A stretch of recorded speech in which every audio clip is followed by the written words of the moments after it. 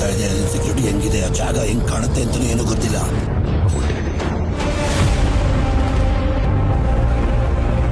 ನೀನ್ ಯಾವಾಗ ಕರೆದ್ರು ನಾನ್ ಬಂದೇ ಬರ್ತೀನಿ. ಆದ್ರೆ ಇಲ್ಲಿವರೆಗೂ ಆ ಜಾಗ ನಾವು ಏನು ಮಾಡಿದ್ದಾನೆ ಅಂತಾನೂ ಯಾರಿಗೂ ಗೊತ್ತಿಲ್ಲ.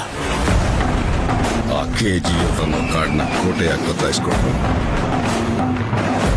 ಆ KGF ದೊಡ್ಡ ಸಾಮ್ರಾಜ್ಯ ಆಯ್ತು.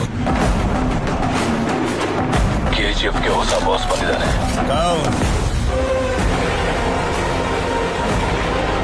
KGF ಅಲ್ಲಿ ಯಾರು ಹೆಜ್ಜೆ ಇಡಕ್ಕೂ ಆಗಲ್ಲ.